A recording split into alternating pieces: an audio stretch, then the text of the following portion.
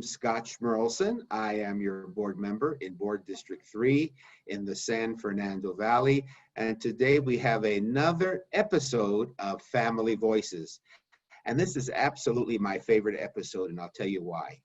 I have always been a middle school person. I have never worked anywhere in LA other than a middle school. As a teacher, as a counselor, assistant principal, and a principal, I love middle school. Not everybody loves middle school. They are very special kids. It's a great experience for me to be able to see kids come in 6th grade and leave as 8th grade as really intelligent, proud, and just wonderful students. So with me today are two wonderful parents. Theresa Kilcourse has an 8th grade student. Her name is Blewett, and she is at Milliken Middle School. And my other guest is Debora Kreimer, and her daughter is Audrey.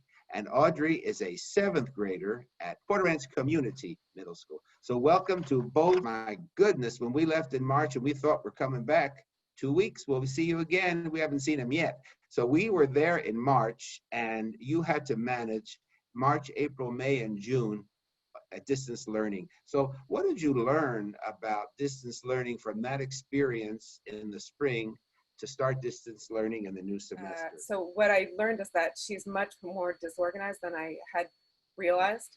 So one thing that we did come to realize is that we needed to really sit down and make sure that everything was written down, that we started off with a calendar and put absolutely everything on there. And of course, because the teachers were trying to figure everything out then too, there was a lot of scattered information, so it really helped to put it all down in one place. But Theresa, you are so right. We were all in the same boat, the teachers as well, as far as getting organized and planning a schedule. We have never done this before, and it was a learning experience for all. How about you, Deb?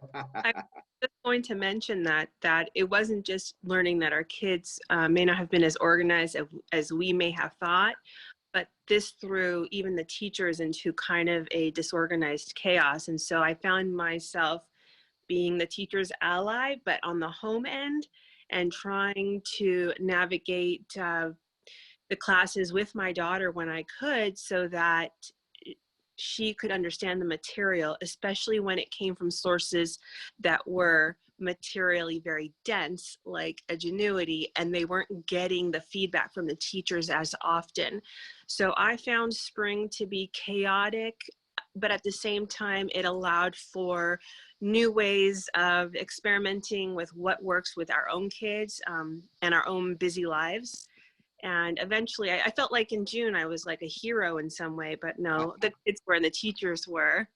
But it did feel that way. At the end, we felt very like, yay, we did it. Did your children mention anything about how they felt as far as getting organized in this new system? In spring, it was difficult because I found that the teachers were not communicating in a way that was helpful or often enough. But what I have found now is that the teachers are in a much more organized place, and they're communicating much more often, and they are meeting with our children, every day. And so that has been helpful to have that shift from spring to now, is having that communication, having that face-to-face every day with those block periods. I really have enjoyed the transition to fall. Not everything's been perfect. But nothing ever is. So we kind of have to create our own perfection. And I was okay with that. And I knew that was what we were to expect for fall. But that's where I would say was the hardest part, from transitioning from not knowing what to expect in spring. And then the easy thing to transition to in fall, which was, oh, wow, now I really know what to expect. And they're laying it all out for me. Thank goodness, because then I can help my child. That's great. Theresa, tell me about what your kids told you. What is their feedback about this distance learning? It's very hard for them to sit and stare at a talking head. That's really difficult for them. But I think she's adapted pretty well. I was just giving her like a little mini interview and asking her, what do the teachers do right who are, doing this well? And, she said that the ones that were more interesting were the ones that were doing it right. So, but that probably is something to it. You don't have the opportunity to jump around the classroom, and, maybe the teachers don't have as many tools at their disposal. And so when it is just kind of like a talking head doing a lecture, the material has to be maybe a little bit more engaged. You are so right. I was a middle school teacher too, and in my opinion, you had to change activities every 15 minutes to keep the kids motivated, right? You jump from one to the other, otherwise they start falling asleep. That's just their attention span, 15 minutes. And so, we teachers in middle school knew you got to plan exciting lessons and keep changing. So let's talk about physical activity. What do you do, Theresa, for the physical education part, the moving around part? Well, first of all, she's in the performing arts program at Milliken, so she does have a dance class, but it is, I believe, only once a week. So she's only doing that once a week. But I have required her, since she's been home, to get exercise every day. So it hasn't been that difficult since the school year started to continue that practice. That's great. And the reason I do it is because obviously she's just going stir crazy. It helps her mood tremendously. And it especially helps if we go outside. If I take her out, when I'm walking the dog, if I kind of force her to go with me, or if I send her out to jump on a trampoline, it really helps. I don't know what it is about being outside. It probably is just a change of place. I agree. Yeah, but she also, she does other things, like she'll take a little, the fitness blender classes that they have that are free. I'm really proud of Porter Ranch Community School for the fall semester. They are including PE lessons. On the days they don't have actual PE, what Theresa said is something that I do as well. What video do you want to do on YouTube together? Whether it's something, intermittent high interval, or something that is more yoga based, or more whole body experience in terms of working out. Also, we do take walks, walk the dog. I'm in a wheelchair. We roll through the neighborhood. And creative, sometimes it's just about wiggling it out and getting outside. Even during the lunch hour, just getting outside. And something Theresa said about, not knowing what it is. I believe sometimes just being in the sunlight, we are stuck in our homes. And I think it's so important to get out, get your vitamin D, that 15-minute, or swimming in a pool, anything that's outdoor activity really does help our kids feel like they aren't confined and in prison. Yeah, you are so right, because light absolutely affects your mood. I'm from Philadelphia. I grew up in Philadelphia. I was there till I was about 27. And I'm telling you, on those days when it was gloomy and cloudy, people were gloomy and cloudy too. Light is so important. Great. And really not overdoing it. The teachers are giving a lot of work. So, letting her learn to cope, and then helping her cope along the way. Well, Theresa, tell me about Blewett. How do you motivate Blewett at home to do all her work? And what do you? She's pretty easy. I do, if I say, okay, it's time to go do, this task now, she'll go and do it. But she also knows that if she hasn't gotten all of her work done by the end of the day, she won't get some of the bonuses, like, she won't get to go on her device and, FaceTime with her friends or watch movies or whatever. So she knows. Deb, what advice would you give other parents in this distance learning time? Theresa, you brought up something great, which is, my 7th grader is 12, but my 13-year-old, who's still 13, is now a 9th grader. And they're such different kids. Just hearing Theresa say that Booth is easy, and I'm thinking, oh my God, Audrey's so hard sometimes.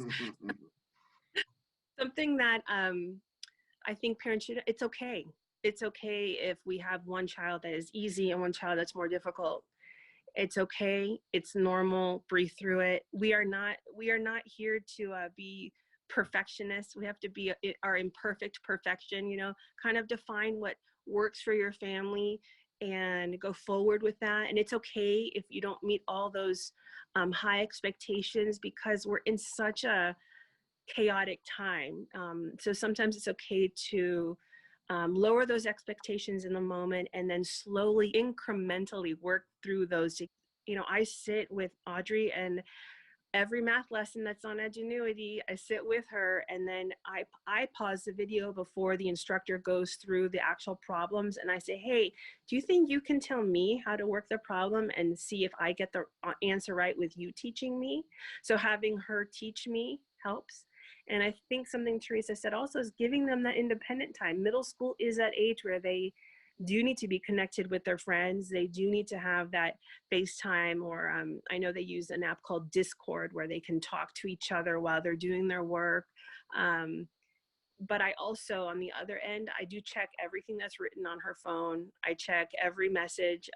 And I think it's really important for us at this age group to be involved in checking in on what our kids are saying and writing to each other. We try to do that 3 times a week here, where we all sit down with each other. What was hard with this week? You know, what's something that you want to work on, and what's something that you feel you were a power star this week in doing. And one of the things that I have learned in the last few months to keep sane is to take time to enjoy nature. It's free. We can go outside. We've been on walks where we've seen a gopher snake, a baby gopher snake. We see coyotes in the hill. We see the rabbits. For the first time ever in my life, we got to see what's called a hawk moth on one of our hibiscus leaves outside in the yard. And we have so just every little thing that we wouldn't have noticed otherwise.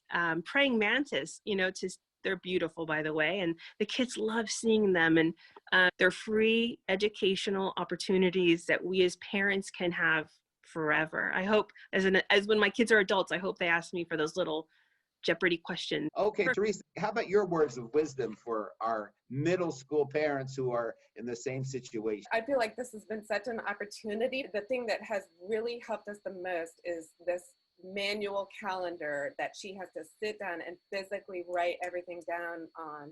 And I'm hoping that this is something that she'll use, the rest of her school life all the way through college, because it really does help you to sort of physically look at each piece and think about like, oh, this is going to be due on this day, and putting it on the calendar. These are some really long days. So we just kind of break everything up. And I've been giving her more to do. She's been doing more chores because, everyone's here together. I need more help because I'm also working, and, both the kids are here. She's getting social time, which is something that she really, really needs. And thank goodness we live in this era where we can do things like this and talk to each other via Zoom or see each other's faces, and just taking it really easy and trying to be really organized about what we are responsible for. I hear, and I've heard that term organization from all the questions that I asked you, so I know that's my takeaway from Theresa. Organization. This organization skill will be benefiting her all through middle school, high school, college, and life, business. I mean, organization is great, so that is a great takeaway. Ladies, my goodness, you certainly helped our middle school parents on how to cope with this Family Voices episode, and I thank you so much. You guys are natural.